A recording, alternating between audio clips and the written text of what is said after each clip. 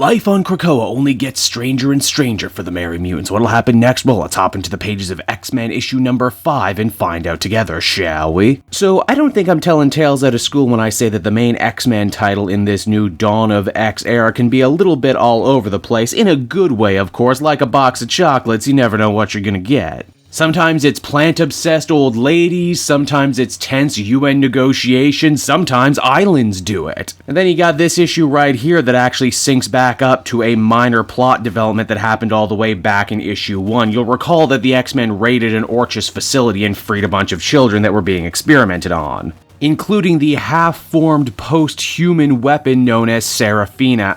Seraph, a type of angel from Christian theology. I see what you did there, Hickman. The girl, whose complexion makes it look like they messed with the color settings in Photoshop, tries to give Wolverine the slip somewhere around Ecuador. Naturally, he gives chase because he's the best at what he does, damn it. While we're still not 100% certain what exactly Seraphina can do, she does seem to be able to take control of a bunch of farmers and set them against Wolverine before making her way to something known as the Vault, a mysterious structure with a giant derelict sentinel hanging over it, which I think is pretty much a stay out mutant sign at this point. Back in Krakoa, Xavier gets all the X-Men up to speed on what he's learned about the Vault. Apparently, it was an Orchis science experiment to try and chart human evolution in a contained digital space free of any mutation, wherein mankind would evolve in accelerated time alongside machine. And if you recall what went down in House of X and Powers of X and the dark future wherein the man-machine legions hunt mutants to their last, this is all a pretty bad development, and as such, Xavier handpicks a team to go into the Vault and see what's going on.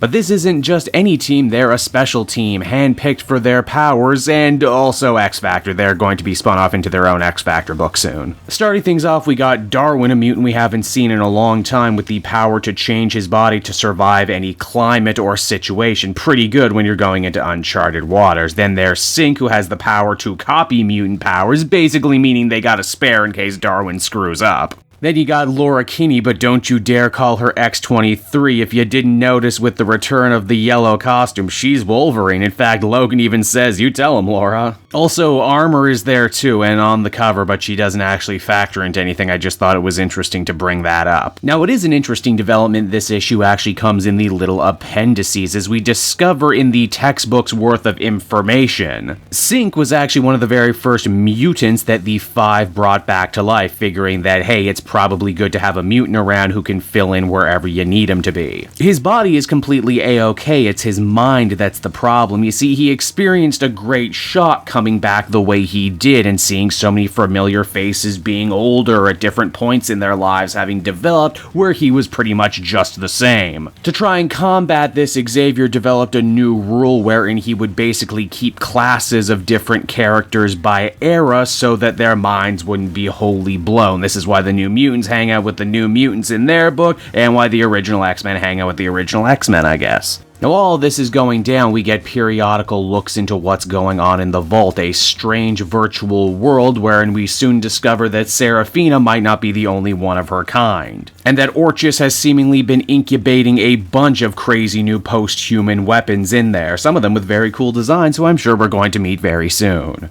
Now, for the expedition team to get inside the Vault, they're going to have to actually get their people near it, which is difficult because since their last visit, security is all up in arms right now. The mutants have to deal with a drone army, of which side happy to play target practice with his concussive blasts. Laura and her team manage to get in without a scratch on them, but that's when the real problem begins. You see, time spent in the Vault is different than time spent outside it. Xavier and the others had theorized this, but they had no idea how bad it was until Laura and her team actually got inside. You see, multiple months have passed in a very short amount of time. Oh sure, between their healing factors and other abilities, they'll be alive, probably, but there's no telling what happened to them in all that time. As the comic winds down, Cyclops is horrified, wondering to himself, what has he done? And so that was X-Men number 5, everybody, and once again, this book is just damn cool with some really big, really out there science fiction ideas. I also can't be the only one who kinda thinks that Orchus's plan to create their own little dimension wherein time works differently so they could develop super weapons is very similar to what the Maker did over in the Ultimate Universe when he tried to take over America. Also, I gotta wonder too, now that Hickman is introducing this technology that allows characters to advance time in a short amount of time, is this how we're going to get to that Children of the Atom book? Also, I thought we'd have to wait much longer to see new post-humans, but now it seems that we actually have a whole generation of young, hip, new post-human characters. I wonder, how cool are they gonna be? Are we gonna get a spin-off about them? I mean, everything else that's happening in X-Men right now is getting a spin-off, so, you know, I wouldn't be surprised if we did. Ultimately, I would give this one an 8.5 out of 10, another really fun read. Hey everyone, it's your old pal Cape Jewel, and if you're seeing me right now, that means you watched to the end of the video, which I am very appreciative of.